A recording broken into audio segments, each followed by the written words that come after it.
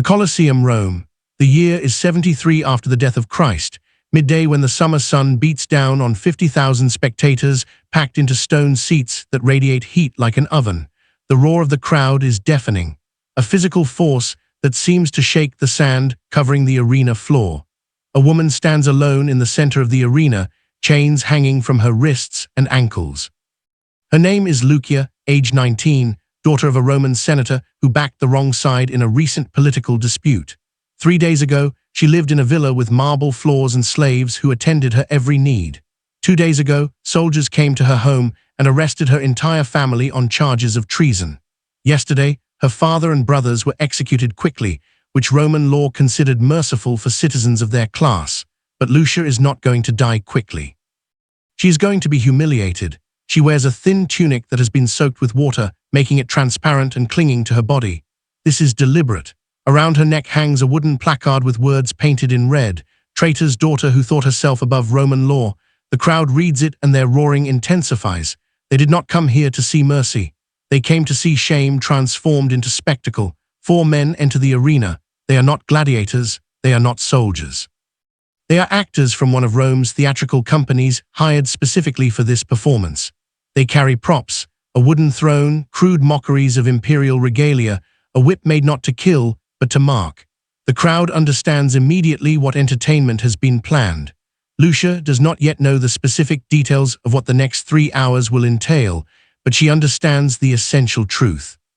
She is going to be forced to perform her own degradation for the amusement of 50,000 witnesses. Everything that gave her identity, her dignity, her sense of self is about to be systematically destroyed in the most public way possible. And the destruction will be so complete, so thorough, so carefully designed that even if she survives physically, the person who entered this arena will cease to exist. The lead actor approaches her with the wooden throne. He speaks loudly enough for the nearest spectators to hear, his words spreading through the crowd in waves. The traitor's daughter thought herself a queen. Let us show Rome what happens to false queens. The crowd erupts in approval. This is not random violence. This is not spontaneous cruelty.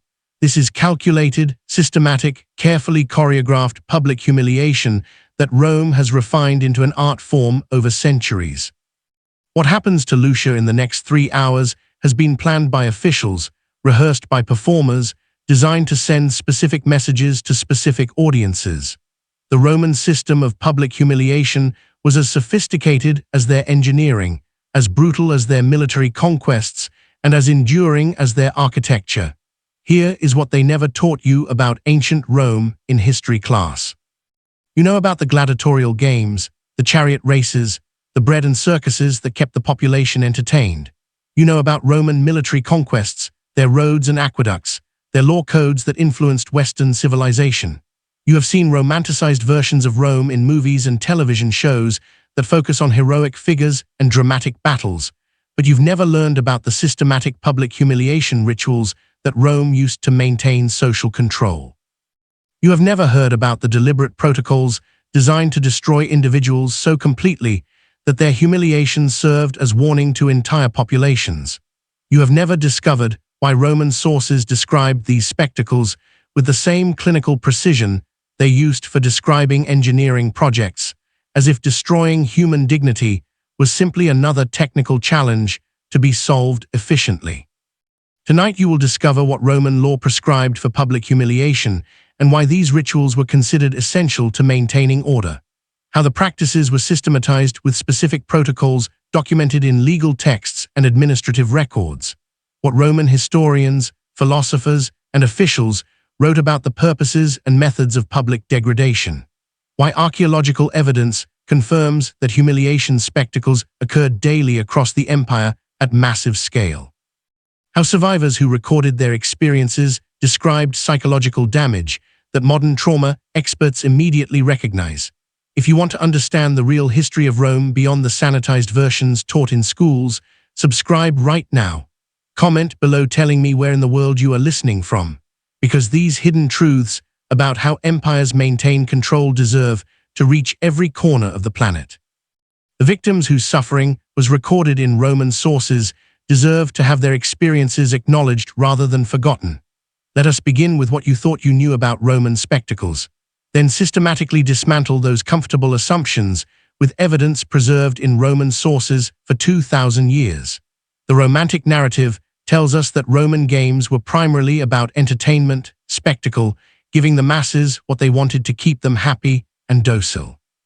The actual reality that legal texts, historical accounts, and administrative records reveal is that entertainment was only one function of a comprehensive system designed to demonstrate power, enforce social hierarchy, and make resistance to Roman authority psychologically devastating.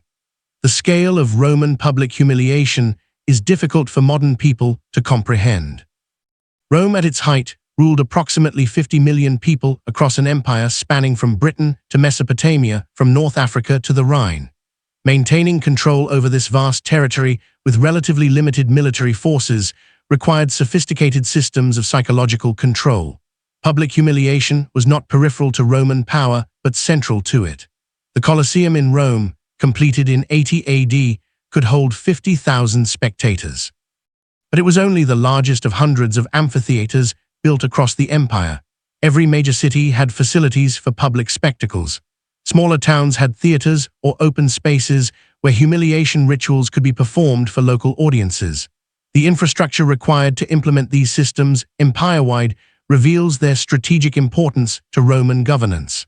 The theoretical framework was sophisticated and openly discussed by Roman writers. Seneca, the Stoic philosopher, wrote extensively about the purposes of public humiliation. He argued that witnessing the degradation of those who violated social norms reinforced proper behavior in observers.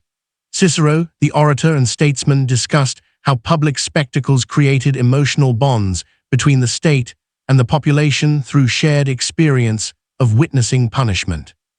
Roman legal theorists wrote that the severity of punishment should be proportional not just to the crime, but to the social status of the criminal, with humiliation serving as appropriate punishment for those whose crimes were against social order rather than against individuals.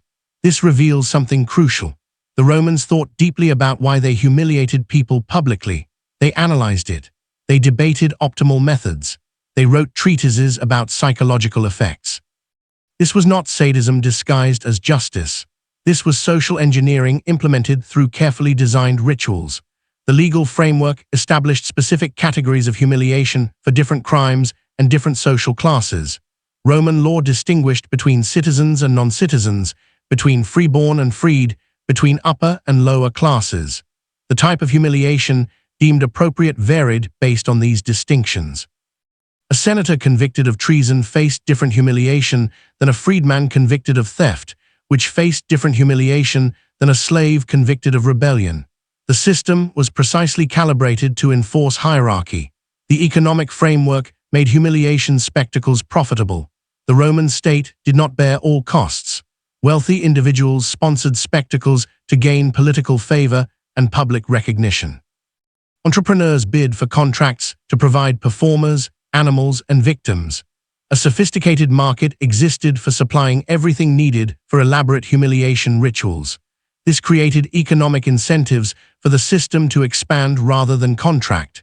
The administrative infrastructure was extensive. Officials called editorium organized spectacles with authority to requisition resources and requisition condemned criminals. Records tracked which criminals were allocated to which spectacles, ensuring efficient use of human resources. Professionals called lanis trained performers and managed logistics. The bureaucracy supporting public humiliation rivaled the bureaucracy supporting the military. Documentary evidence survived despite 2,000 years because Romans did not consider these practices shameful. They documented them proudly in historical chronicles, legal commentaries, philosophical essays, personal letters, graffiti on amphitheater walls, and administrative records preserved in stone and papyrus. When Roman historian Tacitus describes humiliation spectacles, his tone is analytical rather than critical. When Pliny the Younger writes letters describing elaborate humiliations he witnessed, he treats them as notable events worth recording for posterity. When legal texts specify appropriate humiliations for various crimes, the language is precise and clinical. Modern historians analyzing these sources with fresh perspectives recognize patterns that previous generations overlooked. The consistency across different types of sources.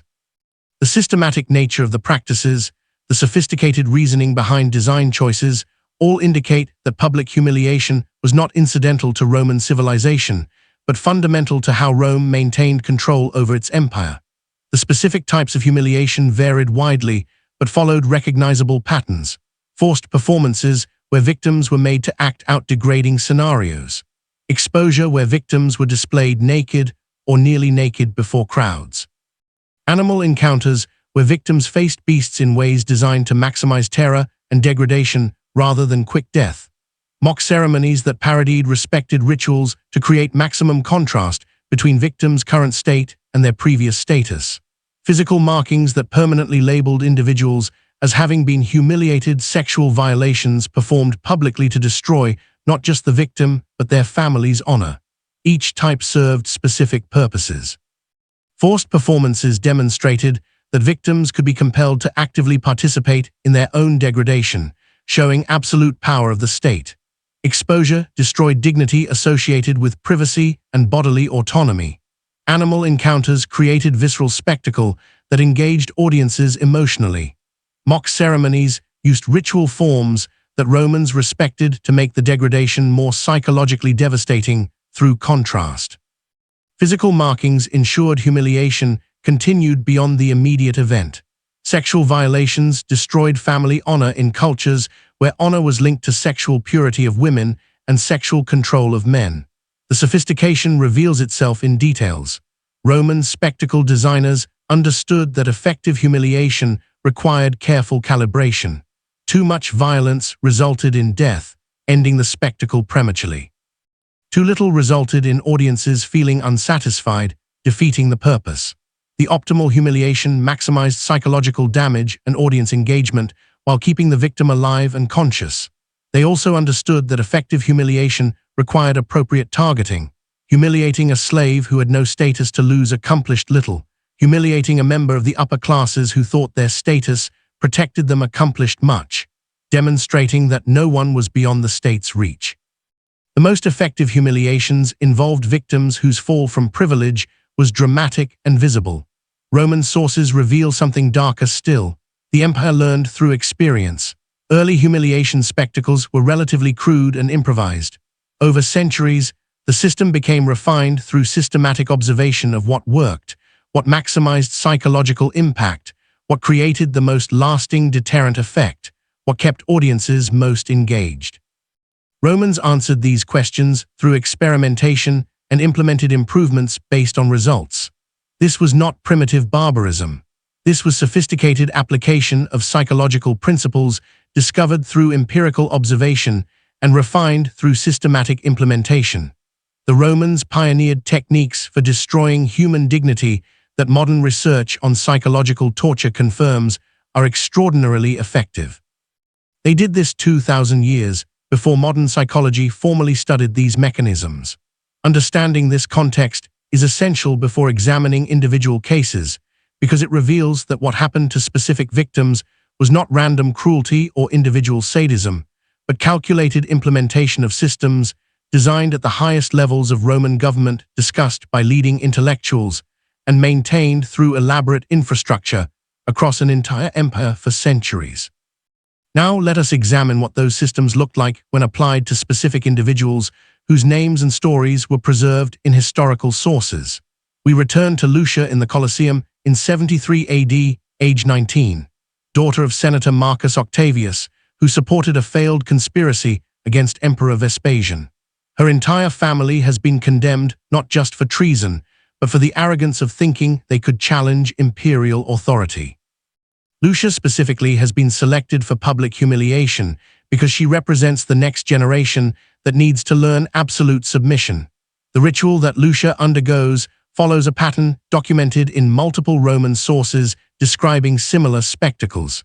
This was not improvised. This was protocol refined through decades of implementation. The ritual began before she entered the arena. 3 days of preparation designed to break her psychologically before the public spectacle even started. She was held in cells beneath the Colosseum where gladiators and condemned criminals awaited their fates.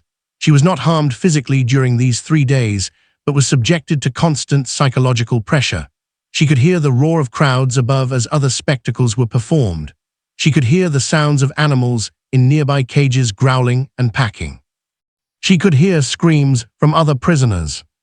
She was told repeatedly what awaited her in the arena, with details designed to maximize anticipatory terror. Sleep was disrupted randomly. Food was minimal. The goal was to ensure she entered the arena already psychologically shattered, making the public ritual easier to execute. On the morning of her spectacle, she was bathed and dressed in the soaked tunic. The transparency was deliberate, creating immediate humiliation before any public ritual began. The placard was hung around her neck, heavy enough to be uncomfortable, positioned to force her head down in a posture of submission. When she was led through the tunnels toward the arena entrance, she had to pass other prisoners who would later face their own fates, serving as warning to them of what public humiliation entailed. The moment she entered the arena and 50,000 people saw her, the transformation from private person to public spectacle was complete. Every person in the Colosseum could see her humiliation. Many of them knew her family, knew her father, remembered when the Octavius family was powerful and respected. The contrast between her previous status and her current state was the essential element that made the spectacle effective. The 4 actors who entered the arena were professionals who specialized in these performances. They were not improvising. They had a script, choreography, specific beats they needed to hit for maximum audience engagement. The lead actor, a man named Quintes, who appears in other historical records as a frequent performer in humiliation spectacles, was skilled at reading both the victim and the audience, adjusting his performance to maximize impact. The wooden throne was placed in the center of the arena. Quintes forced Lucia to sit on it, then proclaimed in a voice trained to carry across the vast space, "Behold, the daughter of traitors who thought herself worthy of commanding Romans." The crowd's response confirmed this line had landed effectively. What followed was a 3-hour performance that Roman records describe as elaborate demonstration of fallen pride. The actors forced Lucia to perform a series of actions designed to systematically destroy every element of her dignity and identity. She was made to perform a mock coronation where she was crowned with a wreath made of garbage and excrement. She was made to receive petitions from the actors playing common Romans, where she had to respond with scripted lines acknowledging her family's crimes and her own unworthiness. She was made to perform a banquet where she was served rotting food that she had to pretend to eat while praising its quality. Each scenario was designed to create specific psychological impact. The mock coronation inverted the symbols of authority her class valued. The petitions forced her to speak words condemning herself and her family, making her complicit in her own humiliation. The banquet degraded the cultured dining that marked upper-class Roman life. Between these set pieces, the actors subjected her to more direct humiliations. They stripped away pieces of her clothing while delivering scripted lines about revealing the truth beneath false dignity. They applied substances to her skin that marked her visibly, including ashes that symbolized the destruction of her family's household gods.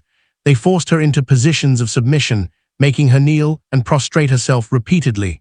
The audience was not passive. They shouted suggestions for additional humiliations. They threw objects into the arena, including vegetables and stones. Their participation was crucial to the spectacle's effectiveness. This was not just punishment administered by the state. This was the entire community participating in enforcement of social norms. Roman sources note that Lucia dissociated partway through the spectacle. She began responding mechanically to commands, performing required actions, but showing no emotional reaction. The actors recognized this, which historical accounts suggest was common. When victims dissociated, it reduced audience engagement because the spectacle became less emotionally resonant. The solution was to escalate. The final phase involved what Roman records describe euphemistically as full exposure to public judgment. She was completely stripped and positioned on a raised platform so all 50,000 spectators could see her clearly. She was required to remain motionless in this position while the lead actor delivered a speech about the consequences of betraying Rome. The speech lasted approximately 30 minutes. Modern psychologists analyzing historical descriptions of such events recognize this as among the most psychologically devastating elements. The combination of complete physical exposure absolute loss of control, and massive audience-created trauma that few people could psychologically survive intact. The Roman designers of these spectacles understood this empirically, even without formal psychological training. After 3 hours, Lucia was removed from the arena. She was not executed, which might have been mercy. She was released to survive with the memory of what had been done to her in front of 50,000 witnesses. This was deliberate. Living survivors of public humiliation served as ongoing warnings to others. Every time someone saw Lucia in Rome's streets, they would remember her humiliation. Her continued existence perpetuated the psychological impact of the spectacle beyond the 3 hours it lasted. Historical records indicate Lucia lived for another 11 years. She never married, which in Roman culture marked her as permanently damaged. She was economically dependent on distant relatives who resented supporting her. She lived in a single room in a poor district of Rome, a dramatic fall from the villa where she had been raised. She died at age 30 of causes that historical records list as illness, but that modern analysis suggests was likely suicide or death from depression and malnutrition related to severe psychological trauma. Her story was preserved not because Roman historians sympathized with her, but because the spectacle was considered noteworthy. Multiple sources mention it as an example of Vespasian's effective handling of conspiracy threats. The historian Tacitus describes it as demonstrating appropriate balance between severity and moderation, noting that executing the entire family, including daughters, would have seemed excessive, but that public humiliation achieved deterrence without bloodshed that might create martyrs. This reveals Roman thinking. Humiliation was not seen as cruel, but as sophisticated statecraft. It destroyed enemies, deterred potential rebels, entertained the masses, and avoided the political complications of execution. From the Roman perspective, what happened to Lucia was successful policy implementation. The spectacle served its purposes.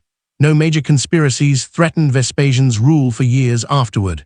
Other noble families who might have considered opposition thought carefully about what might happen to their daughters if they failed. The population of Rome received entertainment and felt connected to imperial power through shared witnessing of the spectacle. The system worked exactly as designed. Lucia was one woman among thousands subjected to similar public humiliation rituals during Vespasian's reign alone. Across the entire Roman Empire, over its centuries of existence, tens of thousands of people underwent various forms of public degradation. What happened to Lucia was not exceptional. It was standard operating procedure in a system that treated human dignity as a resource to be exploited for political purposes. Let us examine what happened when Rome conquered new territories and wanted to demonstrate its victory to the population. The triumph procession was among the most elaborate humiliation spectacles Rome produced, and it reveals the systematic nature of Roman public degradation. A triumph was a ceremonial procession granted to victorious generals returning to Rome after major military campaigns. Only the Senate could grant this honor, and it was rare enough to be remarkable when it occurred. The triumph of Titus following the conquest of Judea in 70 AD provides detailed documentation of how the system worked. The procession began outside Rome's sacred boundary and proceeded through the city to the Temple of Jupiter on the Capitoline Hill. The route was approximately 3 miles long, lined with hundreds of thousands of spectators who gathered to witness the spectacle. The procession included military units, captured war booty displayed on elaborate floats, representations of defeated cities and battles, animals from conquered territories, and most importantly, prisoners. The prisoners marched in the procession in positions specifically designed to maximize their humiliation. They were placed after the displays of captured wealth, visually equating them with objects rather than people. They wore chains that were visible but not so heavy that prisoners could not walk, since collapsing during the procession would rob spectators of the full spectacle. They were dressed in their native clothing, which Romans found exotic and therefore suitable for mockery. The positioning of specific prisoners was carefully calibrated. The highest-ranking captives, including royal families from conquered territories, were placed near the end of the procession, where anticipation had built to maximum levels. Lower-ranking prisoners marched earlier, serving as prelude to the main attractions. This hierarchy of humiliation demonstrated Roman understanding that effective degradation required appropriate targeting of high-status victims. Josephus, a Jewish historian who witnessed Titus's triumph procession, provides remarkable detail about what happened to the captured leaders of the Jewish revolt. Simon Bar, one of the rebel commanders, was forced to march through Rome with a rope around his neck, symbolizing that he was literally captured prey. The rope was visible to all spectators, creating immediate visual communication of his subjugation. As the procession reached the Forum, Simon was separated from the other prisoners. A Roman official read formal charges against him while he stood before the crowd that lined the route. Then he was led to the Mamertine prison, located just off the Forum, where he was strangled to death while the procession continued above.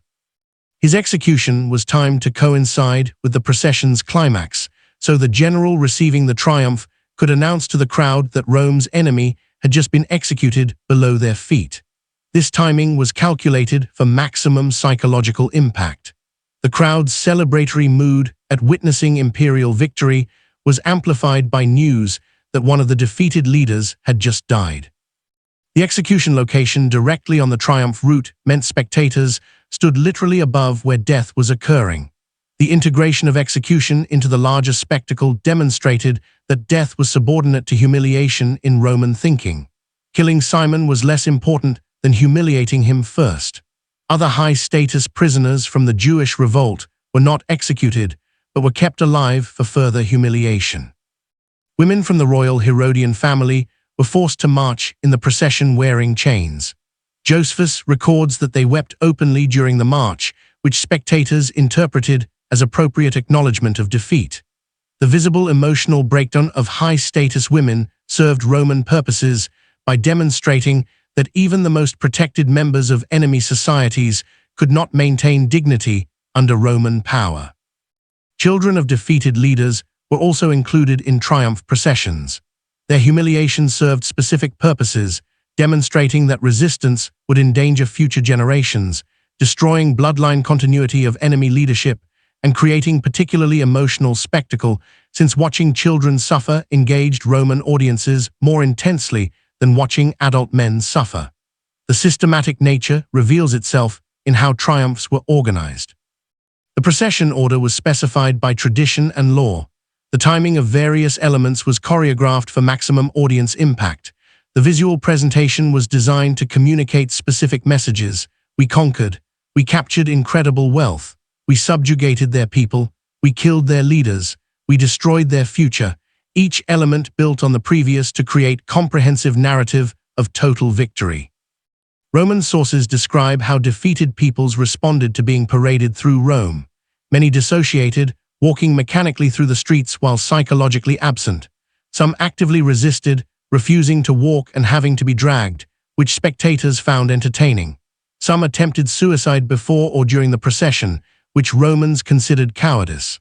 The range of responses reveals that victims experienced these spectacles as profoundly traumatic. The humiliation did not end when the procession reached the Temple of Jupiter.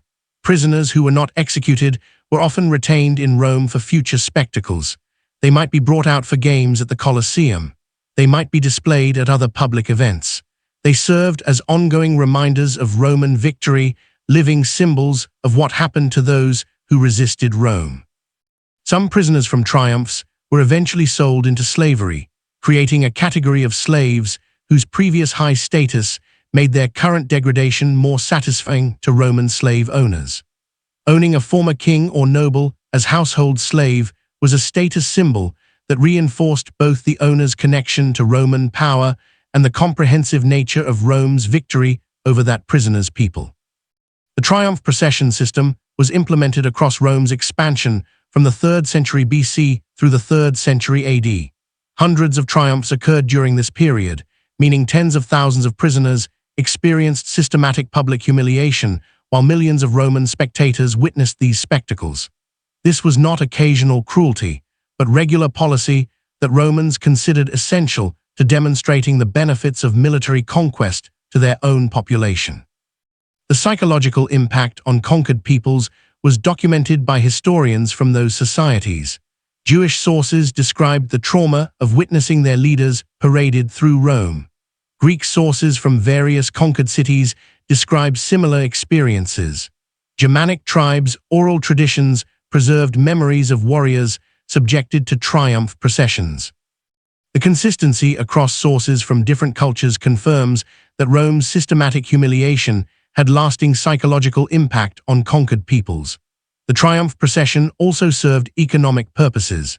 The captured wealth displayed during processions demonstrated the material benefits of conquest to Roman citizens. The prisoners themselves had economic value as slaves or as entertainment for future spectacles. The elaborate spectacle strengthened political careers of generals who received triumphs, allowing them to leverage military success into political power. The system aligned military, political, and economic incentives to encourage continued conquest and continued implementation of humiliation protocols. Modern analysis recognizes triumph processions as among the most sophisticated examples of imperial psychological warfare in ancient history. They combined military victory with economic benefit, with political legitimation, with mass entertainment, with systematic humiliation. The integration of these elements into a single spectacle reveals organizational sophistication that many people do not associate with ancient civilizations. One of the most infamous forms of Roman public humiliation was damnatio ad bestes, condemnation to beasts. This was not simply execution by animals, but elaborate spectacle designed to create maximum humiliation before death. Understanding the protocols reveals the systematic cruelty underlying Roman entertainment. Damnatio ad bestes was used for specific categories of criminals. Those convicted of serious crimes like murder or arson who were not Roman citizens, Christians and other religious dissidents who refused to recant, military deserters and rebels captured during provincial uprisings. The common element was that these people were considered to have placed themselves outside civilized society, making them appropriate for treatment that emphasized their exclusion through degradation. The protocol had several standard variations documented in Roman sources. The simplest involved releasing the condemned and animals simultaneously into the arena, creating a chase that ended when animals caught and killed victims. But this version was considered too quick and not entertaining enough for sophisticated Roman audiences. More elaborate versions were developed. One variation involved constraining victims so they could not run. They might be bound to stakes or posts positioned to face the animals when released. This created anticipation as both audience and victim waited for animals to approach and attack. The anticipation was considered an essential part of the spectacle because it created visible terror in victims that audiences found engaging. Another variation forced victims to perform during their final moments. They might be dressed as mythological figures whose legends involved being killed by animals, transforming execution into theatrical performance. They might be given props like wooden swords that were useless against the animals, but that they had to pretend to use. The forced performance aspect created humiliation beyond the threat of death itself. The case of Perpetua and Felicity, Christian martyrs executed in Carthage in 203 AD, provides detailed documentation of how damnatio ad bestias worked, because Perpetua wrote an account of her imprisonment before her execution that survived. Her testimony provides victim perspective rare in historical sources. Perpetua was a noble woman, aged 22, nursing a young child. Felicity was her slave, age uncertain, pregnant when arrested. They were imprisoned together with several other Christians who refused to perform sacrifices to Roman gods.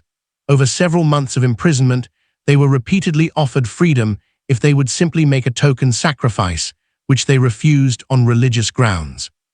The refusal itself was humiliating to Roman authorities because it suggested that religious belief could trump Roman power. This made their eventual public humiliation particularly important. They needed to be degraded so thoroughly that their faith would appear futile and their resistance foolish, discouraging other Christians from similar refusal. The spectacle was scheduled for games celebrating the emperor's birthday. This timing was deliberate, integrating the execution into larger celebration and suggesting that destroying enemies of Rome was an appropriate way to honor imperial authority.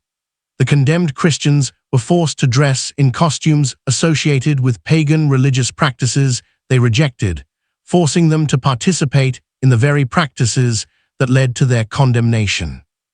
Perpetual and Felicity specifically were sent into the arena to face a wild cow rather than the lions or leopards that male Christians faced. The choice of animal was gendered and designed to create specific humiliation. A cow was considered less dangerous than major predators, but still capable of goring and trampling.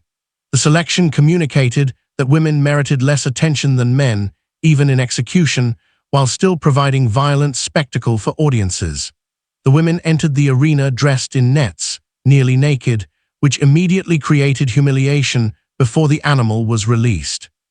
Roman sources note that even the audience, which was accustomed to violent spectacles, found the exposure of respectable women uncomfortable.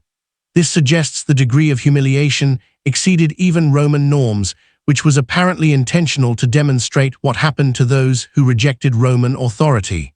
When the cow was released, it attacked Perpeta first, goring her and throwing her to the ground. She survived the initial attack and attempted to help Felicity, who had been knocked down but not seriously injured. Guards intervened to remove them from the arena because the cow had not killed them quickly enough and the spectacle was dragging. This intervention was not mercy but pragmatic management of entertainment value. They were taken to a side area of the arena where condemned prisoners who survived animal attacks were finished by gladiators with swords. Perpetual and Felicity were executed this way after the animal attack failed to kill them. The combination of animal humiliation followed by direct execution created a two-stage spectacle that some audiences preferred because it prolonged the entertainment. Perpetual's account describes her psychological state during this process. She writes about feeling separated from her body as if watching events happened to someone else. She describes focusing on her faith to maintain psychological coherence in the face of absolute degradation. Modern psychologists analyzing her account recognize it as describing dissociation, a trauma response that allows people to survive unbearable experiences by psychologically disconnecting from them. Her account also reveals Roman procedures before executions. The prisoners were given minimal food during days of waiting, weakening them physically. They were held where they could hear but not clearly see what happened in the arena during other spectacles, creating anticipatory terror. They were forbidden from comforting each other, with guards separating prisoners who tried to pray together or offer mutual support. These procedures were designed to ensure victims entered the arena already psychologically shattered. The systematic nature of damnatio ad bestas is documented in administrative records that survived. Laniste, the officials who managed logistics, maintained lists of which animals were available for which types of spectacles. They tracked which criminals were condemned to beasts and coordinated with arena officials about scheduling. They managed animal feeding schedules to ensure animals were hungry but not so starved they would kill too quickly. Financial records show the economic aspects. Quality animals for arena spectacles were expensive. Lions and leopards from Africa cost substantially more than bears or bulls that could be sourced locally. The choice of which animal to use against which criminal was partly determined by the criminal's status, with higher status criminals meriting more expensive and dramatic animals. This created a hierarchy of humiliation based on economic calculations. The frequency of damnatio ad bestas executions increased during periods when Rome was actively persecuting religious minorities. During the persecution of Christians under emperors Drusus and Diocletian in the 3rd and early 4th centuries, thousands of Christians were executed using beast protocols across the empire. The scale required industrial management of animal supplies and coordination of spectacles across multiple cities simultaneously. Archaeological evidence confirms the systematic nature. Excavations beneath amphitheaters reveal holding areas for both animals and condemned prisoners, designed to keep them separated until the moment of spectacle. Mechanical systems using lifts and trapdoors allowed for dramatic reveals when animals or victims were brought into the arena from below. The engineering sophistication devoted to facilitating humiliation spectacles reveals how important Romans considered them. The psychological impact extended beyond immediate victims.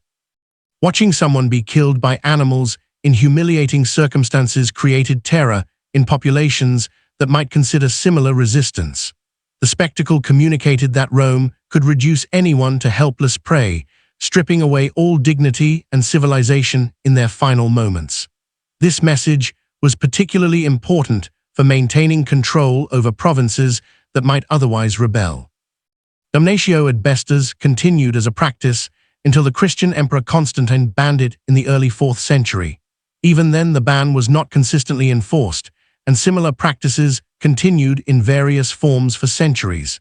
The enduring nature of the practice demonstrates how effectively it served Roman purposes of social control through systematic public humiliation. Not all Roman humiliation involved physical spectacle in arenas.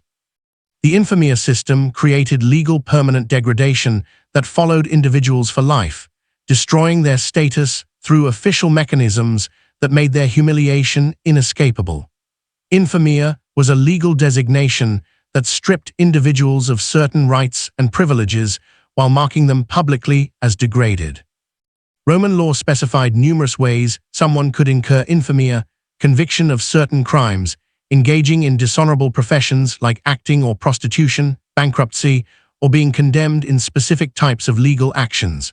Once designated as infamous, the individual faced permanent consequences that Roman law codified explicitly. The legal disabilities were extensive. Infamous persons could not vote in elections or hold public office. They could not testify in legal proceedings as witnesses. They could not serve in the military. They could not marry free-born Roman citizens. Their property rights were limited. They could not legally defend their honor in court. Every aspect of civic life became closed to them through legal mechanisms that made their degradation permanent and inescapable. The case of Publius Rutilius Rufus illustrates how the system worked. In 92 BC, Rufus was prosecuted for corruption during his governorship of Asia, a province in what is now Turkey. He was convicted in a trial that many contemporary sources suggest was rigged by political enemies. The conviction automatically resulted in infamia. Before conviction, Rufus was a respected senator with a distinguished military career. He had commanded legions, advised consuls, written historical works that were respected by his peers. His social standing was secure, his family connections strong, his future apparently stable. After conviction and the resulting infamia, everything changed. He was expelled from the Senate immediately. His name was struck from the list of citizens eligible for public honors. His testimony became legally worthless, meaning he could not even defend himself in subsequent legal actions. His daughter's engagement to a senator's son was cancelled because law prohibited the union. His clients, who had relied on his patronage, abandoned him because association with an infamous person damaged their own reputations. The systematic nature of the legal degradation reveals Roman sophistication in designing permanent humiliation. Every institution of Roman society enforced the infamia designation. Social clubs expelled infamous members. Temples refused to allow them to participate in certain religious ceremonies. Business partnerships dissolved because contracts with infamous persons were legally suspect. The coordination across civic, legal, social, and religious institutions made escape impossible. Rufus chose exile to avoid living under infamia in Rome. He moved to Asia, ironically, the province where his supposed crimes occurred, and lived the remainder of his life there. His writings from exile describe the psychological impact of infamia more clearly than any other surviving source. He writes about feeling erased from Roman society despite still living, about the constant awareness that every civic interaction reminded him of his degraded status, about the impossibility of escaping his legal designation no matter where he went within the empire. His account reveals that physical exile was preferable to remaining in Rome under infamia, because in Asia he could pretend to be simply a Roman expatriate rather than constantly confronting the legal and social consequences of his degraded status. But even in exile, his infamia followed him through correspondence with friends in Rome who gradually ceased writing, through business dealings where Roman merchants refused to trade on equal terms with an infamous person, through his children's inability to secure good marriages because of their father's status. The infamia system affected women differently, but no less devastatingly. Women could incur infamy through their own actions or through association with infamous men. A woman who engaged in prostitution incurred infamy automatically under Roman law.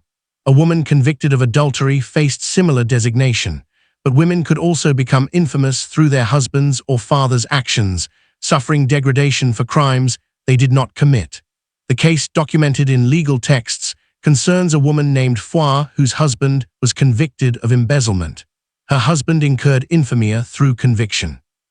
Roman law then extended that infamy to Fuster despite her having no involvement in her husband's crimes. She lost the legal protections available to honorable women. Her testimony became worthless. Her marriage prospects, if she survived her husband, were destroyed because law prohibited honorable men from marrying infamous women. Legal scholars at the time debated whether extending infamy to wives was just, with some arguing it unfairly punished the innocent. But the practice continued because it served purposes beyond individual justice. Making families share in degradation created additional incentive for Romans to avoid actions that might incur infamy. It also demonstrated that dishonor contaminated everyone associated with the dishonorable person, reinforcing social pressure to avoid contact with the infamous. Children born to infamous parents faced particular difficulties. They did not automatically inherit infamy under most circumstances, but social stigma followed them regardless of legal status. Respectable families refused marriage alliances. Educational opportunities were limited. Career prospects were constrained. The informal social consequences often mattered more than formal legal disabilities. The permanent nature of infamy was crucial to its function. Temporary punishment could be endured. Permanent degradation created ongoing deterrent effect that lasted the individual's entire life and affected their descendants. Every day of an infamous person's life, they confronted their diminished status, and everyone who encountered them was reminded of what happened to those who incurred Roman disapproval. The visibility of infamy was ensured through multiple mechanisms. Court records listing infamous persons were posted publicly. Censors who maintained citizenship roles marked infamous persons specifically. Social occasions provided opportunities for the gap between famous and infamous to be displayed visibly with seating arrangements, order of service, and social difference, all reinforcing the distinction. An infamous person attending a public event experienced constant reinforcement of their degraded status through every interaction. The psychological impact was documented by various writers who knew infamous persons. Seneca describes an infamous former senator he encountered who had become withdrawn and nearly catatonic, unable to function because every aspect of life reminded him of his lost status.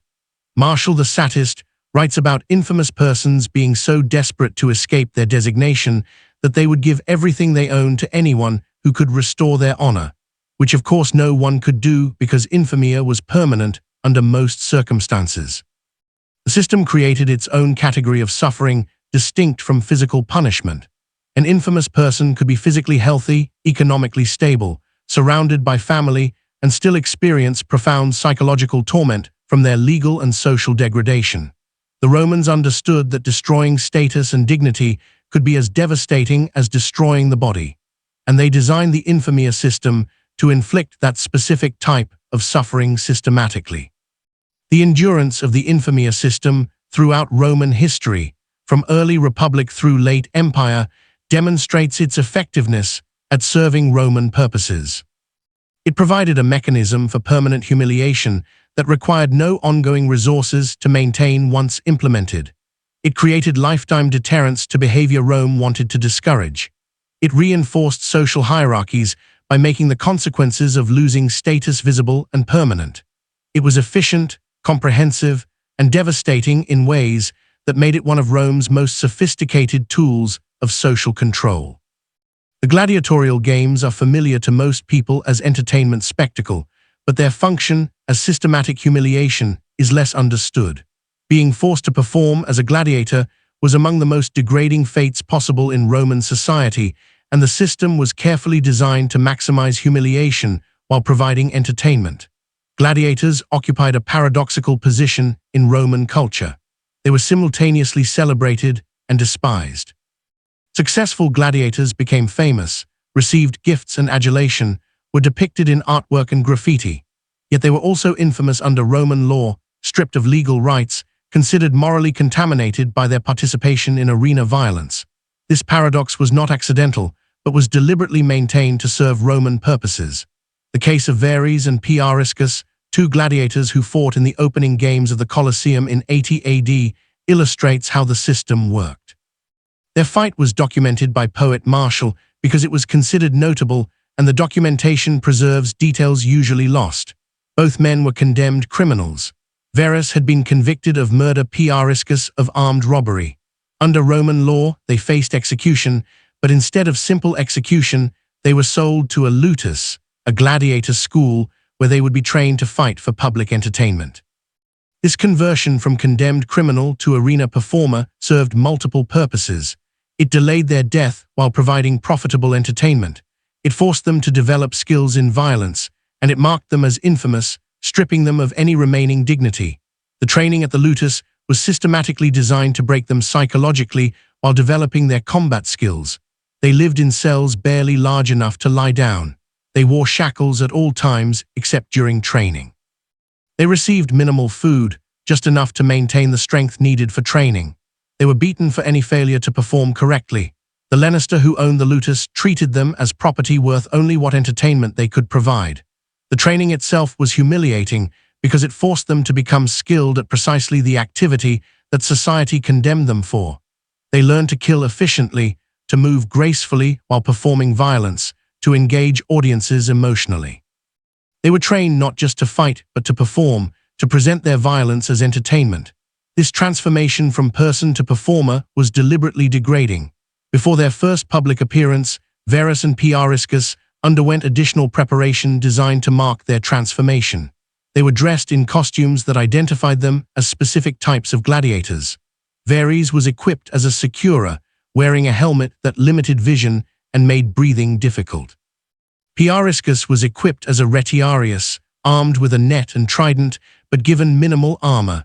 The equipment imbalances were deliberate, creating dramatic contrast that audiences found entertaining. They were also given names that replaced their legal names. From this point forward, they were only referred to by their gladiator names. This erasure of legal identity was part of the humiliation, marking them as no longer fully human, but as performers whose previous existence no longer mattered. When they entered the Colosseum for the first time, 50,000 people watched them. The scale of the audience created immediate humiliation. Every person in that crowd was judging them, evaluating their performance, finding entertainment in their desperation to survive. Gladiators understood that failure meant death, but success meant only continued existence in this degraded state. The fight between Verres and Priscus lasted hours. According to Martial's account, both men were skilled, evenly matched, determined to survive. The length of combat increased audience engagement because extended fights allowed for more emotional investment. As the fight continued, spectators chose favorites, shouted encouragement or insults, became emotionally connected to the spectacle. Eventually, both men, exhausted and wounded, simultaneously dropped their weapons and appealed to the emperor for mercy. This appeal itself was humiliating, requiring them to beg for their lives from someone who had ordered them into this situation. They had to perform submission in the most public way possible, demonstrating that their survival depended entirely on imperial whim. The Emperor Titus granted mercy to both. This was unusual. Normally defeated gladiators were executed in the arena, but Titus judged that the quality of their performance merited reward. They were allowed to live and were granted symbolic wooden swords, rutus, that theoretically meant they would not have to fight again. Martial presents this as a happy ending, evidence of the emperor's generosity, but the reality was more complex. Being granted the rutus did not free them from infamy. They remained legally degraded. They remained property of the lutus owner unless he chose to free them, which sources do not indicate happened. Their wounds from the fight left them with permanent injuries that affected them for their remaining lives. Most importantly, the psychological damage of having performed desperate combat for the entertainment of 50,000 people remained. Surviving gladiators described the lasting trauma in the few sources where their voices were recorded. They spoke of nightmares where they relived fights. They described inability to form normal social relationships because people either fetishized their arena experience or were repulsed by it. They explained that knowing they had killed other men, often men who were also condemned criminals with no choice, created guilt that was inescapable. The frequency of gladiatorial combat reveals the systematic nature of this humiliation. Major cities hosted games regularly. Rome had multiple amphitheaters that presented gladiator fights on a near-daily basis during some periods. Smaller towns had games during festivals. Over the centuries of the Roman Empire, hundreds of thousands of men were forced to fight as gladiators. This was not occasional spectacle, but routine policy. The economic system supporting gladiatorial combat reveals its calculated nature. Laniste invested in training gladiators because successful fighters generated profits through victories and crowd appeal. They calculated that a gladiator needed to survive approximately 5 fights to become profitable after the initial investment in training. This economic logic shaped how fights were conducted, with some fights designed to be fatal and others designed to preserve valuable performers. The social system supporting the games reveals broad complicity. Wealthy sponsors funded games to gain political favor. Trainers specialized in developing fighters. Vendors sold food and programs. Prostitutes serviced spectators before and after events. Entire economic sectors depended on continued supply of condemned criminals who could be transformed into gladiators. The system created widespread incentive for maintaining practices that produced sufficient criminals to meet demand. Religious justification was that gladiatorial combat honored the dead and purified the community through ritual bloodshed. Originally, gladiator fights were funeral games performed at burials of important persons. Over time, this religious origin became attenuated, but the language of purification and honor remained. This allowed Romans to frame systematic humiliation and forced combat as religious duty rather than as cruelty. The legacy of the gladiatorial system extended beyond Rome. As the empire expanded, amphitheaters and gladiatorial games spread to conquered provinces. Local elites in Gaul, North Africa, Spain, and elsewhere adopted the practice as a way of demonstrating their Roman identity. The systematic humiliation through forced combat became a marker of Roman civilization that provincial cities replicated to prove their participation in imperial culture. The psychological sophistication reveals itself in details. The Romans understood that forcing someone to kill another person in front of a crowd created specific type of trauma. They understood that requiring skilled performance rather than simple execution increased degradation. They understood that preserving some fighters while killing others created desperate hope that motivated better performances. They understood that public nature of combat amplified humiliation exponentially compared to private violence. All of these insights shaped how the gladiatorial system was designed and maintained. To understand Roman public humiliation from a different angle, we must examine how Romans themselves viewed these practices. The satirist Juvenal, writing in the late 1st and early 2nd centuries AD, provides remarkable insight into how educated Romans thought about the humiliation culture they participated in. Juvenal's satires are not documentary history, but social commentary written as poetry. However, his observations reveal attitudes that official histories often omit. He wrote for an educated Roman audience who would recognize the social situations and individuals he described, meaning his descriptions needed to be accurate, even when exaggerated for comic effect. In Satire 6, Juvenal describes women of the Roman elite who attend gladiatorial games and become sexually fascinated by the fighters. He presents this as scandal, as evidence of moral decay, as behavior that degrades the women who engage in it. But his description also reveals systematic aspects of gladiatorial culture. He notes that some elite women pay to sleep with gladiators, seeking encounters with men who are simultaneously famous performers and infamous degraded criminals. The paradox is what attracts them. According to Juvenal, the women are degrading themselves by contact with infamous persons, but the degradation is the appeal. The gladiators meanwhile participate because they are property who cannot refuse. Juvenal presents this as condemnation of the women, but his description reveals broader truth about how humiliation culture operated. The systematic degradation of gladiators created a category of persons who were available for exploitation precisely because their infamy meant they had no legal recourse. Elite Romans could use infamous persons however they wanted because those persons had no standing to object. In Satire 10, Juvenal examines political downfall and public humiliation. He describes the fate of Silvanus, a powerful prefect under Emperor Tiberius, who was accused of conspiracy and executed in 31 AD. Juvenal focuses not on Sonus's execution, but on what happened to his statues and representations afterward. Roman practice included damnatio memorialia, condemnation of memory, where a disgraced person's images were systematically destroyed. Silvanus's statues across Rome were pulled down by mobs who participated enthusiastically in this ritual destruction. His name was chiseled off inscriptions. His portraits in public buildings were painted over or removed. The systematic erasure was designed to suggest that Senus had never existed, that his power had been an illusion. Juvenal describes crowds attacking Senus's statues with enthusiasm that exceeded what was necessary for simple removal. People spit on the bronze faces before they were torn down. They urinated on the fragments after destruction. They competed to show their enthusiasm for condemning Sejanus because association with a condemned person was dangerous, while visible opposition to him was protective.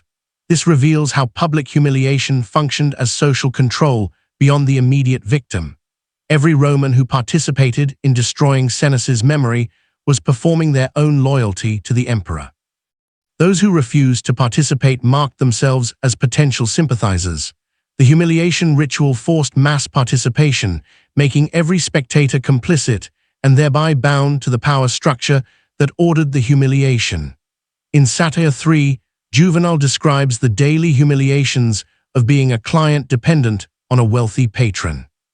The client must attend the patron every morning, waiting in crowds of other clients for a chance to be acknowledged. The patron dispenses small amounts of money or food as gifts that clients must accept with exaggerated gratitude.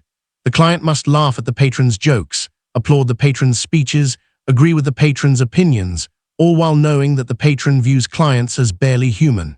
Juvenal presents this as personal humiliation, but the systematic nature is clear. The patron-client system was fundamental to Roman social structure. Millions of Romans survived through these relationships of dependence and daily degradation. The system required constant performance of submission by clients and constant demonstration of superiority by patrons. Both parties understood the degrading nature of the interaction, but both participated because the system made survival dependent on compliance. What makes Juvenal's perspective valuable is that he condemns the humiliation culture he describes while simultaneously participating in it. He attends the games he criticizes. He seeks patronage while mocking the patron-client system. He lives in Rome while suggesting that life there is unbearable. His conflicted position reveals that even educated Romans who recognized the cruelty of their society felt unable to extract themselves from it. His Satire 2 examines hypocrisy around sexual behavior, describing men who publicly condemn sexual immorality while privately engaging in behaviors they claim to despise. He describes public humiliations of people caught in adultery or other sexual transgressions, noting that the loudest condemners are often later discovered doing the same things. This reveals that public humiliation functioned partly to allow Romans to perform virtue by condemning vice and others regardless of their own behavior. The spectacle created opportunity for audiences to feel morally superior to victims, to experience self-righteousness through witnessing degradation. This psychological function helped explain why humiliation spectacles were so popular. They allowed ordinary Romans to feel elevated through witnessing the fall of others. Juvenal's overall perspective reveals sophisticated understanding of how humiliation culture operated. He recognizes that the spectacles serve political purposes, maintaining emperors' power through demonstration of consequences for challenging authority. He understands that they serve social purposes, reinforcing hierarchies by visibly demonstrating what happens to those who transgress norms. He sees that they serve psychological purposes, allowing spectators to experience emotional satisfaction through witnessing others' suffering. But Juvenal also reveals the corrupting effect on the society that maintains such culture. He suggests that constant exposure to public humiliation has made Romans callous, unable to feel appropriate sympathy for suffering. He argues that the spectacles have degraded spectators as much as victims because participation in humiliation, even as observer, damages the humanity of participants. His Satire 15 describes an incident in Egypt where villagers cannibalized members of a rival village. Juvenal presents this as ultimate example of human degradation, as behavior that places people below animals. But his description mirrors in miniature what Romans did systematically through public humiliation spectacles.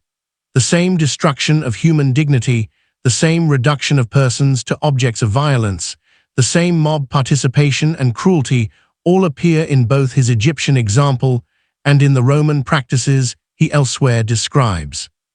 This suggests that Juvenal, despite his participation in Roman society, recognized at some level that the humiliation culture was fundamentally degrading to everyone involved. His satires can be read as extended argument that a society which routinely destroys human dignity through public spectacle has degraded itself regardless of military power or cultural achievements. The preservation of Juvenal's satires indicates that Romans found his observations entertaining even when critical. This reveals that critique of humiliation culture was acceptable as long as it remained abstract or focused on particular instances rather than challenging the system itself. Romans could acknowledge the cruelty of specific spectacles while maintaining support for the institution of public humiliation generally. Modern scholars analyzing Juvenal's work with awareness of trauma psychology recognize that his descriptions of how humiliation affected both victims and spectators align with current understanding. The dissociation he describes in victims, the callousness he notes in audiences, the systematic nature of the practices, all match what modern research confirms about the psychological impact of systematic public degradation. Juvenal died around 130 AD. Public humiliation spectacles continued in Rome for another 300 years after his death.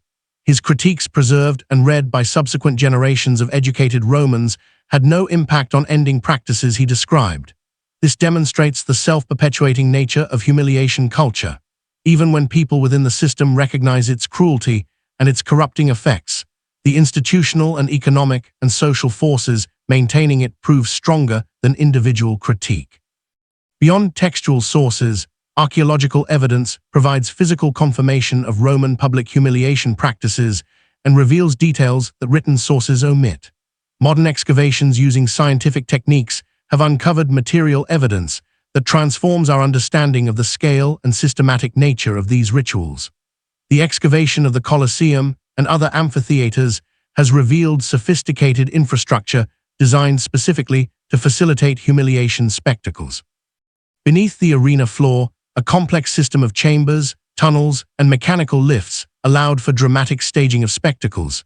These are not improvised structures, but carefully engineered systems that reveal the importance Romans placed on effective presentation of public degradation. The underground chambers contained holding areas for both animals and human victims. The chambers were separated by sturdy barriers that prevented premature contact. Ventilation systems kept the spaces marginally livable despite being below ground level. Evidence suggests these chambers were used to hold people for extended periods, consistent with textual sources describing days of anticipatory terror before spectacles. The mechanical systems included lifts powered by human labor that could raise cages containing animals or victims from the underground chambers directly into the arena through trap doors. The timing and positioning of these reveals could be controlled precisely, allowing for choreographed spectacles where victims and animals appeared at specific moments for maximum audience impact. The sophistication of the engineering devoted to enabling sudden dramatic appearances reveals how important Romans considered these effects. Excavations have also revealed evidence of medical facilities adjacent to amphitheaters. These were not primarily for treating gladiators after fights, though they served that function.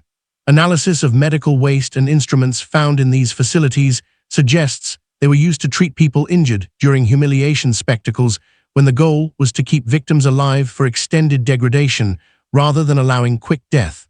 The skeletal remains found in mass grave near amphitheaters provide disturbing confirmation of textual accounts. Analysis of hundreds of skeletons shows injury patterns consistent with animal attacks, gladiatorial combat, and execution methods described in written sources. The injuries on these remains are not random, but show patterns suggesting systematic violence designed to create specific effects. Particularly revealing are skeletal remains, showing evidence of healed injuries followed by fatal injuries weeks or months later. These remains belong to people who survived initial arena appearances, recovered, and then were brought back for subsequent spectacles. This confirms textual accounts describing condemned criminals being preserved for multiple public humiliations before final execution. Genetic analysis of skeletal remains has revealed that people from across the empire ended up in Roman arenas. DNA markers indicate individuals from Britain, North Africa, the Eastern Mediterranean, and Central Europe all died in Roman amphitheaters. This confirms the systematic nature of triumph processions and arena spectacles that drew victims from conquered territories across the empire. The engineering of execution crosses and stakes found in archaeological contexts reveals Roman sophistication in designing equipment for public humiliation. These were not crude improvised structures, but carefully designed devices that supported bodies at specific angles for maximum visibility to audiences that prevented collapse or death before the intended moment that could be reused efficiently across multiple executions. The standardization of designs across different cities indicates centralized planning and coordination. Graffiti preserved on amphitheater walls provides unique evidence of audience perspectives. Spectators scratched or painted messages during spectacles, some celebrating specific gladiators or condemning specific victims, others describing what they witnessed, others expressing opinions about the quality of entertainment. Analysis of thousands of graffiti examples reveals patterns in how audiences engaged with humiliation spectacles. The graffiti confirms that spectators were aware of and discussed the humiliation aspect explicitly. Messages mock specific victims by name. Celebrate the degradation of famous persons, express satisfaction at witnessing the fall of the previously powerful. This evidence demonstrates that humiliation was not an incidental side effect of execution, but was central to audience engagement and satisfaction. Archaeological evidence of amphitheater seating reveals the social stratification of spectacles. Lower seats closest to the arena were reserved for elite Romans. Middle sections accommodated common citizens. Upper sections held non-citizens and slaves. The strict separation meant that every spectator's view of humiliation spectacles was literally shaped by their social position, with those closest able to see details of victim suffering, while those furthest away saw only the broad outlines of degradation. This architectural enforcement of hierarchy meant that attending spectacles constantly reinforced social structure. Elite Romans experienced their privilege through having the best views of suffering. Common Romans experienced their middle position through adequate but not optimal views. Slaves experienced their degradation through being forced to witness spectacles from the worst seats, while understanding that they themselves could easily become victims rather than spectators. The scale of amphitheater construction across the empire is itself archaeological evidence of systematic policy. Over 400 amphitheaters have been identified in former Roman territories. Not all were as large as the Colosseum, but all were designed specifically to host public spectacles, including humiliation rituals.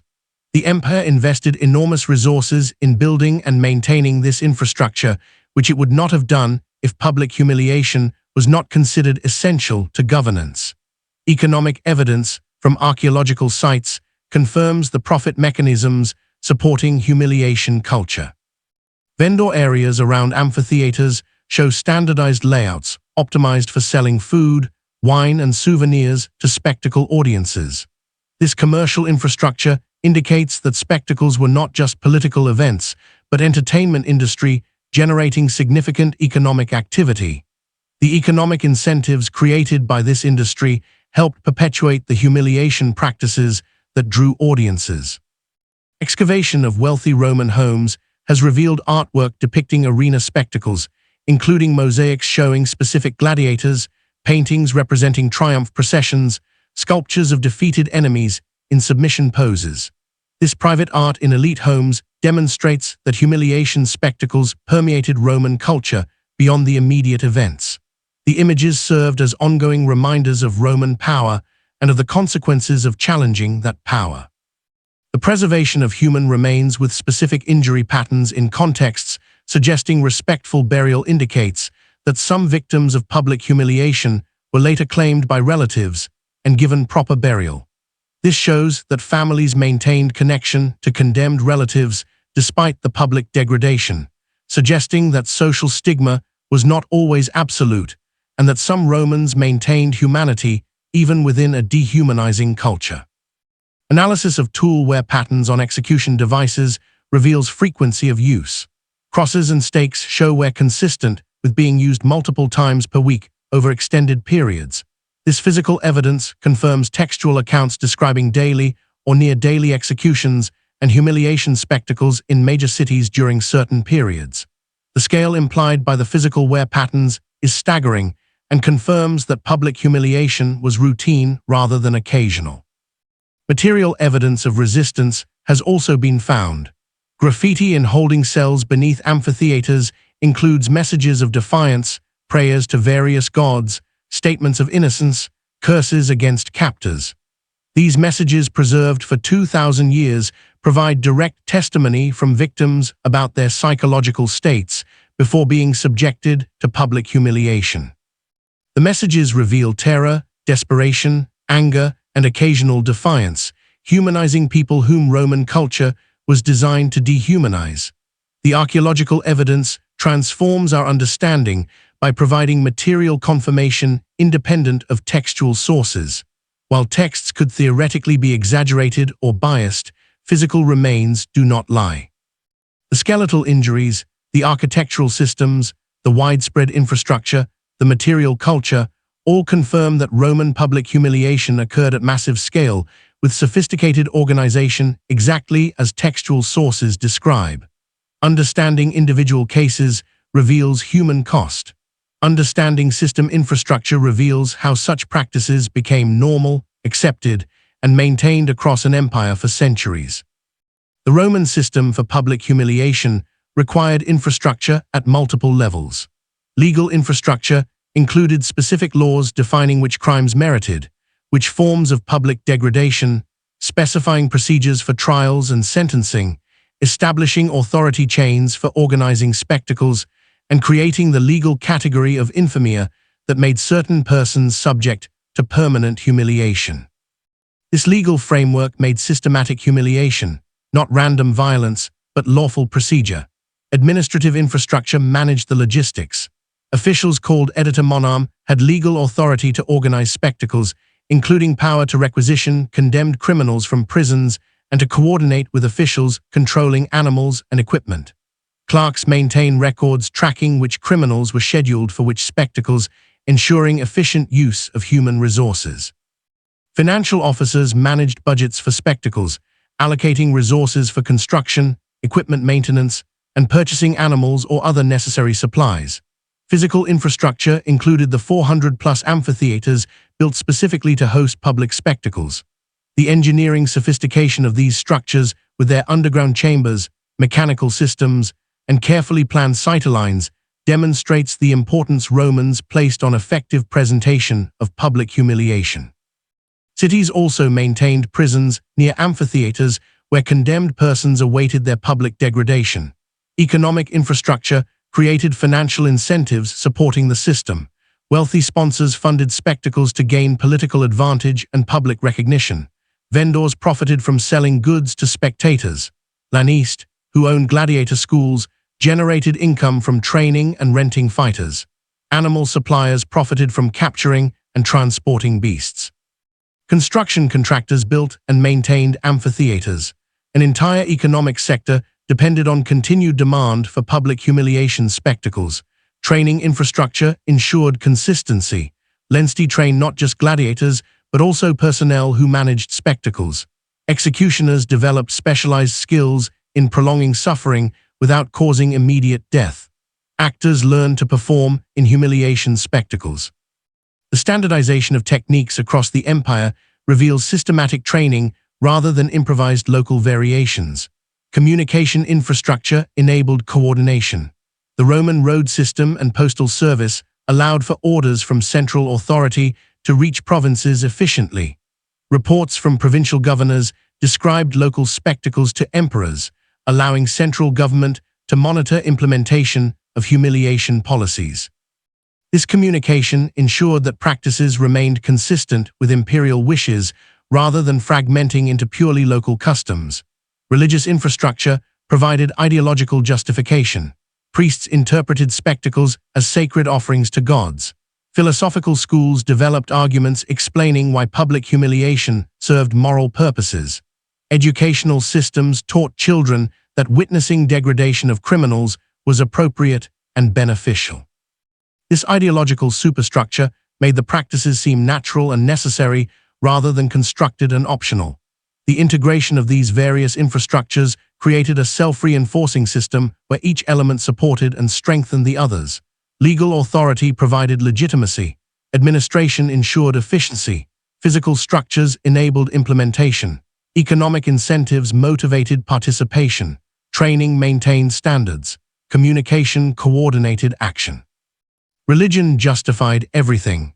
The comprehensive nature made the system resistant to reform because changing any single element was insufficient to transform the whole. The system operated successfully for over 600 years from the early Republic through the late Empire. This longevity demonstrates that it was not dependent on particular emperors or particular circumstances, but was embedded deeply enough in Roman civilization to survive multiple crises, regime changes, and social transformations.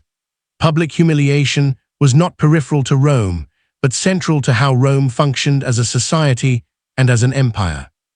The psychological sophistication of Roman public humiliation reveals understanding of human nature that modern psychology has only recently formalized. Multiple mechanisms combined to make these practices extraordinarily effective at achieving Roman objectives.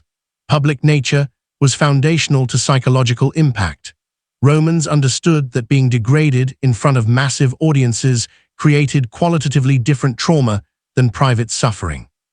The presence of thousands of witnesses transformed humiliation from personal experience into social fact that could never be erased or denied. Every person who witnessed a humiliation became part of its permanent reality. Status destruction was carefully targeted. Romans recognized that effective humiliation required victims whose fall from previous status was dramatic and visible. Degrading someone who had no status accomplished little. Degrading senators, generals, wealthy merchants, or foreign nobility demonstrated that no one was beyond Roman power, regardless of their previous position. Forced participation made victims complicit in their own degradation. When condemned persons were required to perform in spectacles, to speak scripted lines condemning themselves, to actively participate in rituals that destroyed their dignity, they became psychologically implicated in their own humiliation. This created self-blame and internalized shame that continued long after the immediate event. Unpredictability created learned helplessness.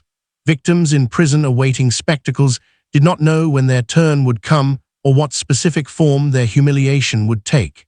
This uncertainty prevented psychological preparation and created constant anticipatory anxiety that was often more devastating than the actual event.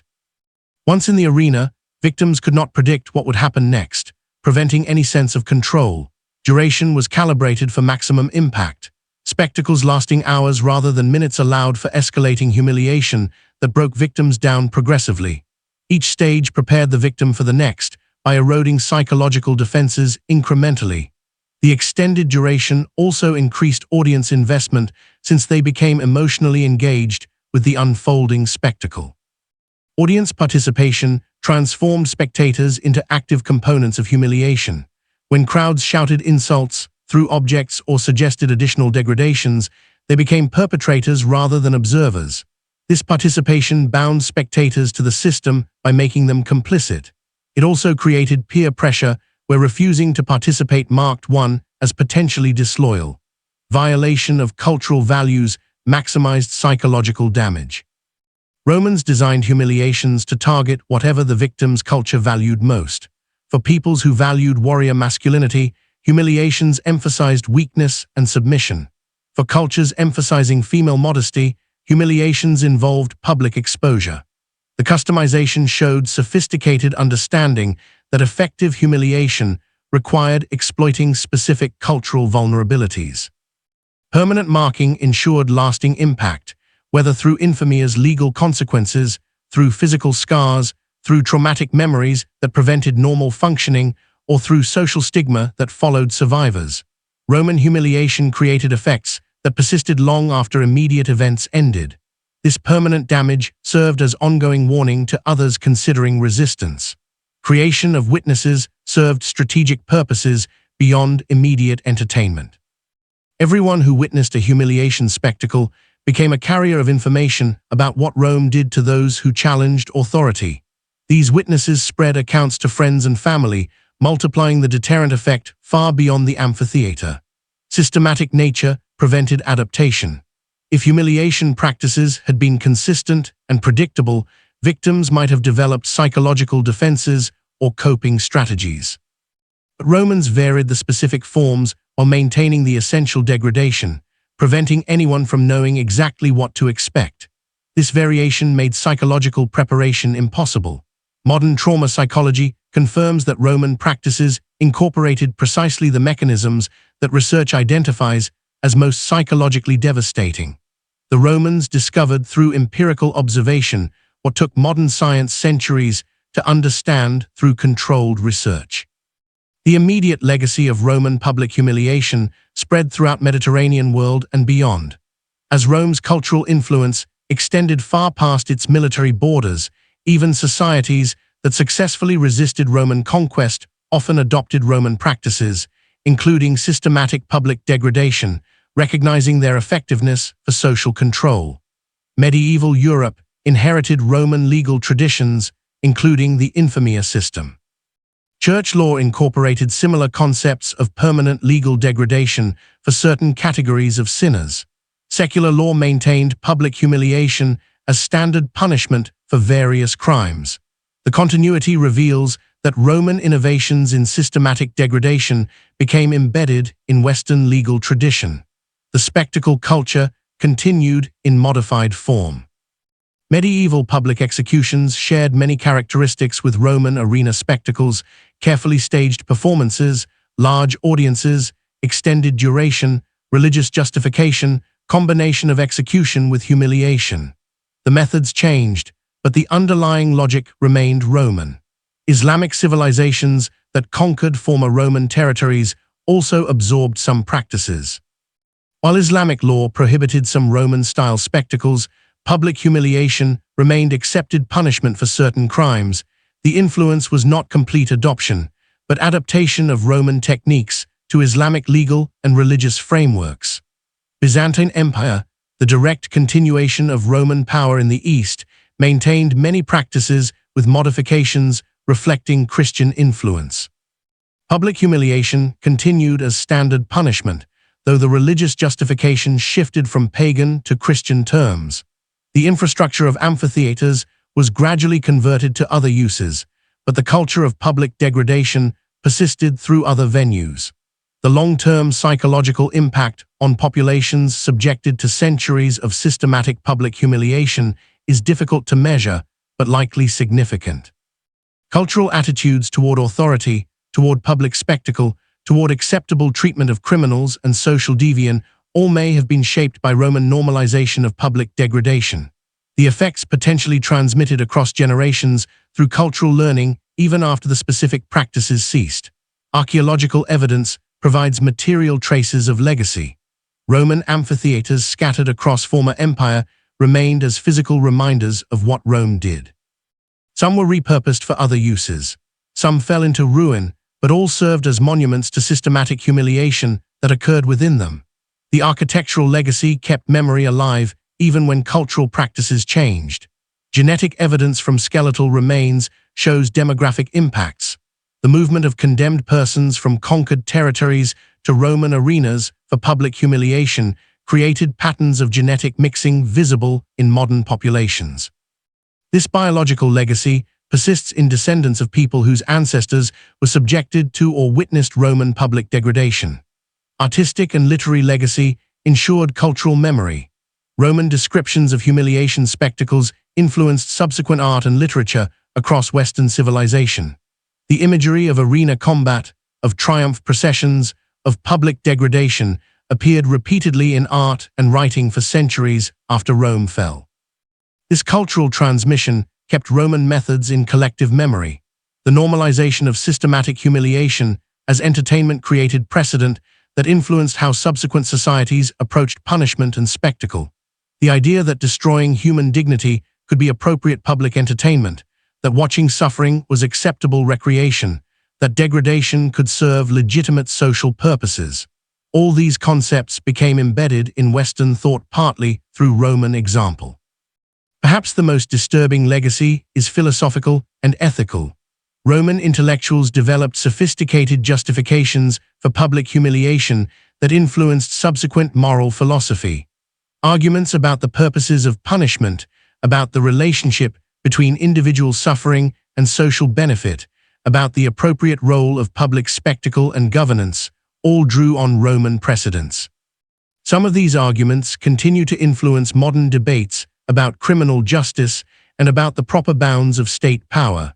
Understanding why much of this history was obscured reveals how societies cope with disturbing aspects of their foundational civilizations. The Romans themselves did not hide these practices during their time. They documented public humiliation proudly in legal texts, historical chronicles, poetry, philosophical treatises, private letters, and monumental inscriptions. From Roman perspective, systematic public degradation demonstrated sophisticated civilization rather than barbarism. The problem of erasure arose after Rome's fall.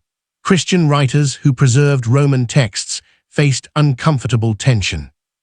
Christianity emerged partly in reaction to Roman persecution, including Christians subjected to public humiliation in arenas. Yet, Christianity also adopted Rome as foundational civilization after Constantine legalized the religion. Church fathers needed to maintain Roman cultural heritage while condemning practices that had targeted Christians. The solution was selective preservation and emphasis. Christian scholars preserved Roman legal texts and historical chronicles, but emphasized different aspects. Texts describing military victories and legal innovations received more attention than texts describing humiliation spectacles. The material existed, but was not prioritized for copying and study. Medieval scholars who studied Roman civilization focused on elements relevant to their concerns: law, governance, military strategy, architecture, rhetoric. Public humiliation spectacles seemed peripheral to understanding Rome's achievements and were not central to scholarly discourse. This created pattern where the texts describing systematic degradation survived but were not widely read or discussed. Renaissance humanists who revived interest in classical civilization romanticized Roman culture in ways that downplayed disturbing elements. The revival of classical learning emphasized Roman contributions to art, literature, philosophy, and governance. The systematic cruelty underlying Roman power was acknowledged, but minimized as unfortunate excess rather than as fundamental to how Rome operated. Enlightenment philosophers who used Rome as model for republican governance needed to distinguish between aspects worth emulating and aspects to reject. They emphasized Roman law, Roman civic virtue, Roman military organization. They treated public humiliation as aberration or as product of historical context that could be separated from valuable Roman innovations. This selective reading made it possible to venerate Rome while ignoring systematic practices modern sensibilities found repugnant. 19th century imperialism created new motivations for selective interpretation. European powers building their own empires looked to Rome as precedent and justification. They emphasized Roman administrative efficiency, Roman engineering, Roman ability to govern diverse peoples. They were less eager to emphasize Roman methods of maintaining control through systematic public degradation, since those methods too closely resembled practices their own empires employed. Academic professionalization in the 20th century established norms about appropriate historical topics. Detailed examination of humiliation and degradation fell outside these norms. Historians studying Rome focused on political history, military history, economic history, social structure. The psychological mechanisms of Roman public humiliation and their role in maintaining imperial power did not fit established scholarly categories and received less attention. Recent decades have seen increased willingness to examine these aspects honestly.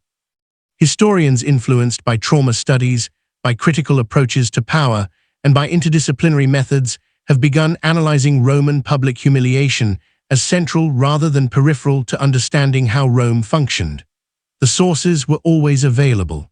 What changed was willingness to prioritize these disturbing elements rather than treating them as uncomfortable side notes to more palatable achievements. The pattern of selective preservation and emphasis reveals how societies manage difficult legacies. The information was never completely erased, but was de-emphasized, recontextualized, or simply not discussed in polite discourse. The result was popular understanding of Rome that sanitized or omitted the systematic cruelty underlying Roman power. Let us return to the Colosseum where our story began. Lucia in the arena. 3 hours have passed since the spectacle started. The sun has moved across the sky, the shadows have lengthened, and Lucia has been systematically destroyed. She can barely stand. The physical exhaustion from 3 hours of forced performance has left her trembling. She has been stripped of every element of dignity she possessed when she entered. The marks on her body will fade over time, but the psychological scarring is permanent. The person who was Lucia no longer exists in any meaningful sense. The 50,000 spectators begin filing out of the Colosseum. Satisfied with the entertainment they have witnessed, they discuss the spectacle as they leave, debating whether the actors performed well, whether Lucia's degradation was sufficiently complete, whether the spectacle matched previous events they have seen. To them, this was successful entertainment and effective demonstration of what happens to traitors' families. Lucia is removed from the arena by guards. She is not executed. She will be released to survive with the memory of what 50,000 Romans witnessed her experience. She walks out of the Colosseum into the streets of Rome, and every person she encounters for the rest of her life will potentially recognize her as the traitor's daughter who was publicly humiliated. The system worked exactly as designed. A powerful family that challenged imperial authority has been destroyed. Daughter who might have carried the family's future has been broken so completely she will never recover. Everyone who witnessed the spectacle or heard about it from witnesses now understands more clearly what Rome does to those who resist. The population received entertainment and feels connected to the emperor through shared experience of witnessing his justice. Lucia survives for 11 years in poverty and isolation. She dies at 30, carrying to her grave memories that made existence unbearable. The Roman system of public humiliation claimed another victim, not through death, but through destruction of everything that made life worth living. What does this history reveal that matters beyond understanding ancient Rome? About power. It reveals that empires maintain control not just through military force, but through systematic psychological warfare against their own populations. The most effective dominance makes resistance unthinkable by demonstrating what happens to those who challenge authority. Public humiliation achieves this more efficiently than execution because survivors serve as ongoing warnings about systematic cruelty. It reveals that the most devastating harm is often carefully designed rather than spontaneous, implemented through sophisticated systems rather than through individual sadism, justified through elaborate ration rather than acknowledged as simple cruelty.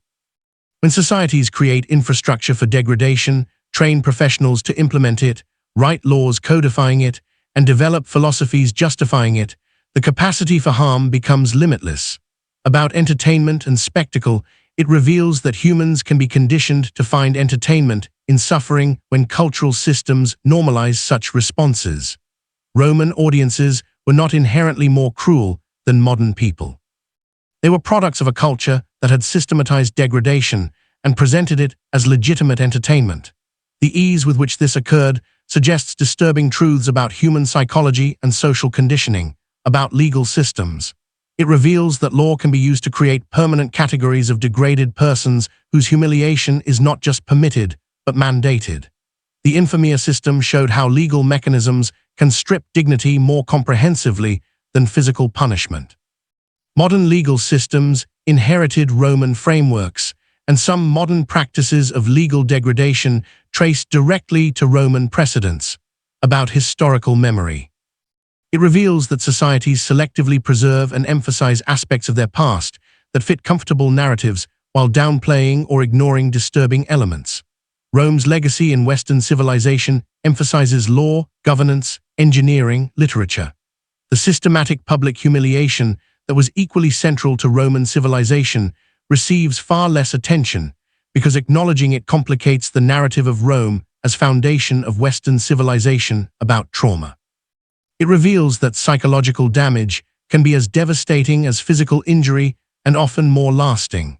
Many people subjected to Roman public humiliation survived physically but were destroyed psychologically. Contemporary sources in modern analysis confirm that the trauma from systematic public degradation created lifetime disability for survivors. The Roman understanding that destroying dignity could be more effective than destroying the body reveals psychological sophistication that remains disturbing. Why this matters today is that the underlying mechanisms have not disappeared. Modern societies still use various forms of public humiliation for social control. The specific methods have evolved, but the logic remains recognizable. Understanding how Rome systematized degradation helps recognize when similar patterns appear in contemporary contexts. The legacy also persists in cultural attitudes about punishment, about appropriate entertainment, about legitimate uses of state power. Many modern debates about criminal justice, about public shamming, about acceptable forms of spectacle echo Roman discussions from 2,000 years ago. The influence is not always visible, but runs deep. For all those who suffered systematic public humiliation under Roman power across 6 centuries of empire, for Lucia, age 19, traitor's daughter, who died at 30 carrying trauma that made existence unbearable. For the thousands paraded through Roman streets in triumph processions, torn from their homelands and displayed as conquests before being dispersed into slavery or death. For Perpetua and Felicity and countless other Christians condemned to beasts, forced to face animals while crowds found entertainment in their terror and suffering. For Verus and Priscus and hundreds of thousands of gladiators forced to perform desperate combat for crowds who celebrated their degradation. For the unnamed infamous persons marked permanently by legal designation that stripped them of dignity and rights for their remaining lives. For conquered peoples whose defeat was transformed into spectacle designed to break their spirits and destroy their capacity to imagine resistance. For the families destroyed when one member was condemned, their honor annihilated through association with systematic public humiliation. For survivors who lived for years or decades, carrying memories of their degradation, unable to escape the social stigma and psychological trauma. For children subjected to these spectacles as victims or forced witnesses, their development warped by systematic exposure to normalized cruelty. For those whose names were never recorded, whose suffering was documented only in archaeological evidence of skeletal injuries in mass grave, they deserved better than what Rome did to them. Their humiliation was not justice, but power demonstrating its reach. Their degradation was not entertainment, but cruelty systematized and normalized. Their erasure from popular memory was deliberate because their suffering reveals uncomfortable truths about the civilization that Western culture claims as foundational. Our remembering them matters because the patterns persist. Recognizing what Rome did helps identify when similar mechanisms appear today. Their experiences reveal truths about power and degradation that remain relevant to understanding both historical and contemporary forms of systematic humiliation. This is the history of Rome that textbooks sanitize and popular culture romanticizes. This is what systematic public humiliation looked like when implemented at imperial scale, with sophisticated infrastructure and elaborate justification. This is why we need to examine ancient civilizations honestly rather than through selective emphasis on their achievements while ignoring their methods. Subscribe to this channel if you want more hidden histories revealed. Comment below telling me which other aspects of ancient Rome or other civilizations you want examined with unflinching honesty. Where in the world are you listening from? These stories matter because understanding how empires systematize cruelty helps recognize when similar patterns emerge. These voices deserve to be heard because their suffering reveals truths about power that remain relevant today.